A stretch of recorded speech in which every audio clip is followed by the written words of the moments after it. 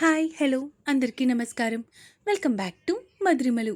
ఇంకా ఎవరైనా మన ఛానల్ని సబ్స్క్రైబ్ చేసుకొని ఉండకపోతే ప్లీజ్ ఇప్పుడే సబ్స్క్రైబ్ చేసుకోండి.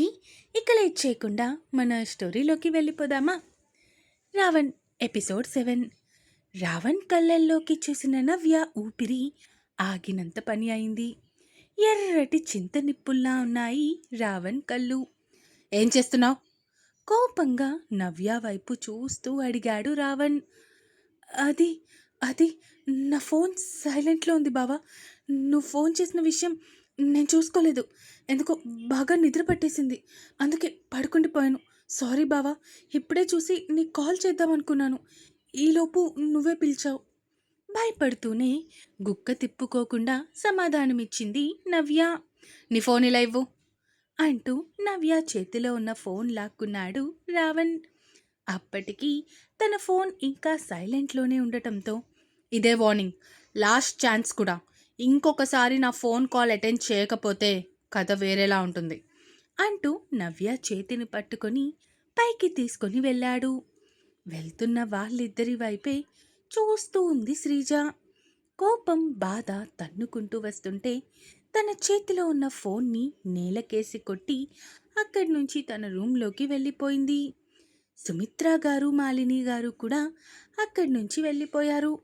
భవ వదులు అంటూ రావణ్ చేతిలో నుంచి తప్పించుకునే ప్రయత్నం చేస్తుంది నవ్య. సైలెంట్గా ఉండు అంటూ చెప్పి తనని తీసుకొని తన రూంలోకి వెళ్ళాడు.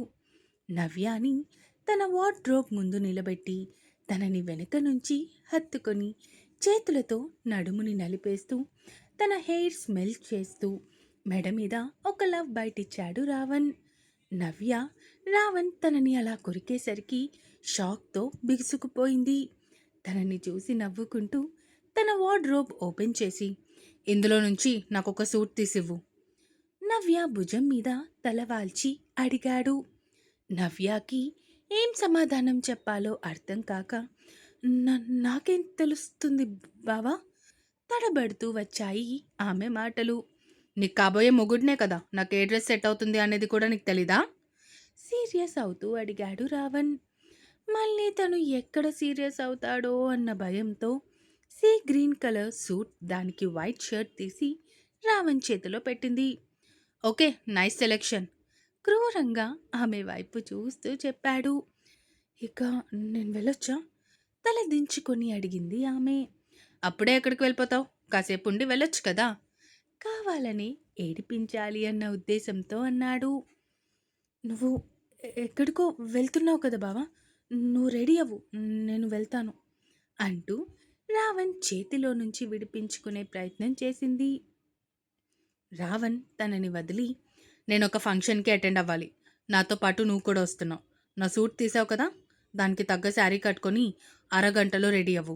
రాను అంటే మాత్రం వదలను. నేనే దగ్గరుండి నిన్ను రెడీ చేస్తాను. కాబట్టి నాటకాలు ఆడకుండా రెడీ అవ్వు అన్నాడు రావణ్. అది నేను నేను రాలేను బావా. నాకు రావాలని లేదు. సారీ. భయపడుతూనే తన మనసులో మాట చెప్పింది నవ్య. ఏంటి, రావాలని లేదా? ఇక్కడ నీ ఒపీనియన్ ఎవరో అడగలేదు. నువ్వు రావాలి అని మాత్రమే ఇన్ఫర్మేషన్ ఇచ్చాను.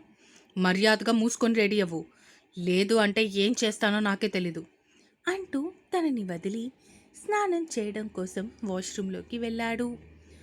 అంటే నాకు కానీ నా మాటకి కానీ ఇక్కడ విలువ లేదా అనుకుంది నవ్య. ఎందుకో అలా అనుకోగానే ఒక్కసారిగా తన గుండె మొత్తం బరువుగా మారిపోయింది.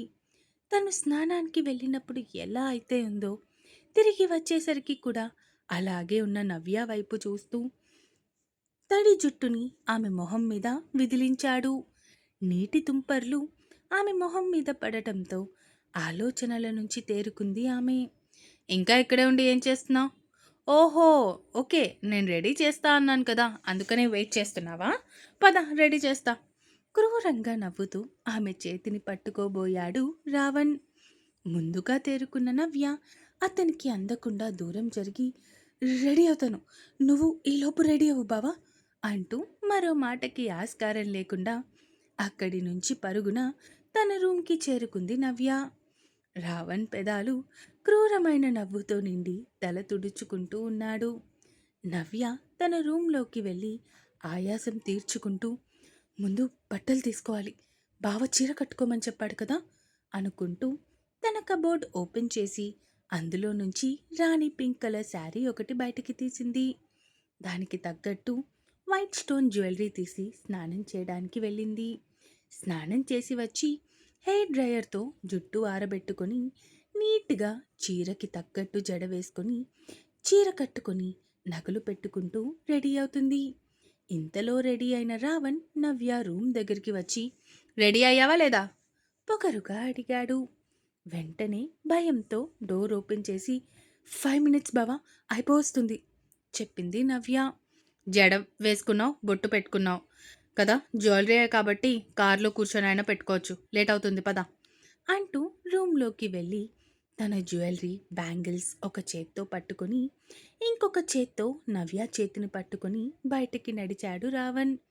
కిందకి వచ్చి అక్కడే కూర్చున్న సుమిత్ర గారి వైపు చూస్తూ, అమ్మా నేను నీ కోడలు ఫంక్షన్కి వెళ్తున్నాం తల్లికి ఒక మాట చెప్పేసి నవ్యాని తీసుకుని వెళ్ళిపోయాడు రావణ్.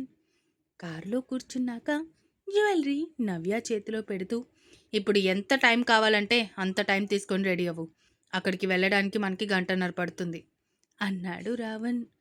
అలాగే బావా అంటూ మెల్లగా రెడీ అవుతూ ఉంది నవ్య.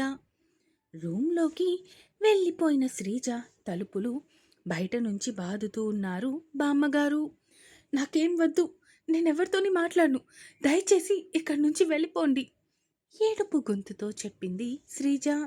శ్రీజ నేనే, అమ్మమ్మని, డోర్ ఓపెన్ చెయ్యవే అంటూ బయట నుంచి బామ్మగారు డోర్ కొడుతూ ఉంటే లేచి కూర్చొని తన కన్నీళ్లు తుడుచుకొని వెళ్ళి డోర్ ఓపెన్ చేసింది శ్రీజ. నా బంగారు తల్లే, ఎలా ఉండేదానివి ఎలా అయిపోయావు తల్లి, అంతా ముదనష్టపు నవ్య చేసిన పనే, నీ బావని నీకు కాకుండా దాని కొంగును ముడేసుకొని తిప్పుకుంటుంది తిప్పులాడి అన్నారు ఆవిడ. అమ్మమ్మ, నువ్వు చెప్పినట్టే ఇందాక ఉదయం నవ్య దగ్గరికి వెళ్ళాను, తనతో నువ్వు చెప్పినట్టే ఏడుస్తూ మాట్లాడాను, తను నాకు మాటిచ్చింది, ఎలా అయినా సరే బావకి నాకు పెళ్లి చేస్తాను అని తను మాటిచ్చింది సంబరంగా చెప్పింది శ్రీజ.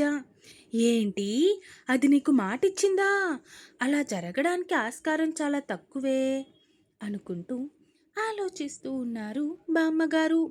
అమ్మమ్మ, ఏమైంది, ఏం ఆలోచిస్తున్నావు అంతలా బామ్మగారిని ప్రశ్నిస్తూ అడిగింది శ్రీజ. అది సులువుగా ఒప్పుకుంది సరే, కానీ రామ్ అంత తొందరగా ఒప్పుకోడు, వాడు అలా ఒప్పుకుంటాడా, వాడిని ఎలా లాక్ చేయాలా అని ఆలోచిస్తున్నాను.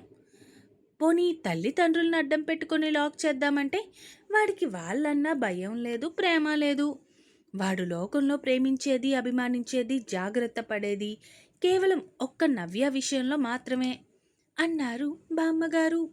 అమ్మమ్మ, మనం నవ్యాని అడ్డం పెట్టుకుని బావని బెదిరిస్తే అడిగింది శ్రీజ. అది చాలా రిస్కే, అది ఏది కూడా ముందు ఆలోచన లేకుండా చేయలేం అన్నారు బామ్మగారు.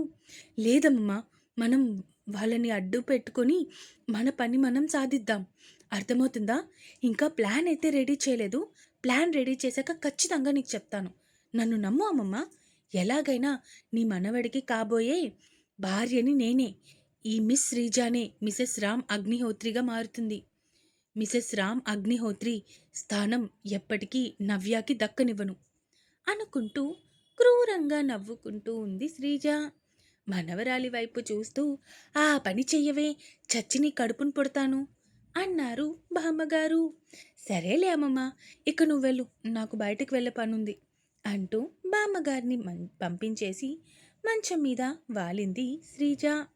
కారులో కూర్చున్నాక జ్యువెలరీ నవ్య చేతిలో పెడుతూ, ఇప్పుడు ఎంత టైం కావాలంటే అంత టైం తీసుకొని రెడీ అవ్వు, అక్కడికి వెళ్ళడానికి మనకి 1:30 పడుతుంది అన్నాడు రావణ్. అలాగే బావా అంటూ మెల్లగా రెడీ అవుతూ ఉంది నవ్య. మొత్తం రెడీ అయ్యాక పాకెట్ మిర్రర్లో తనని తాను చూసుకుంటూ ఉంది నవ్య. బానే ఉన్నావు, అంతలా చూసుకోవాల్సిన అవసరం లేదు డ్రైవింగ్ చేస్తూనే చెప్పాడు రావణ్. ఎక్కడికి వెళ్తున్నాం మనం రావణ్ వైపు చూస్తూ అడిగింది నవ్య. అదే మనం పెళ్లి చేసుకోవడానికి వెళ్తున్నాం. వాట్, మన పెళ్ళేంటి, నువ్వు నాకు 1 వీక్ టైం ఇచ్చావు కదా! నా మనసులో మాట చెప్పడానికి. మరి ఇదేంటి? భయపడుతూ అడిగింది నవ్య. అంటే ఇప్పుడు నేను నీ మెడలో తాళి కట్టను బంగారం. జస్ట్ మన ఫస్ట్ నైట్ అయిపోతుందంతే అన్నాడు ఎడమ చేతి మునివేళ్లతో ఆమె చెంపలపై రాస్తూ. అతను అలా చేస్తూ ఉంటే దగ్గరికి ముడుచుకుపోయింది ఆమె. ముట్టుకుంటేనే ముడుచుకుపోతున్నావు. నీతో ఆ పని ఎలా చేయాలో ఏంటో నాకు అర్థం కావట్లేదు.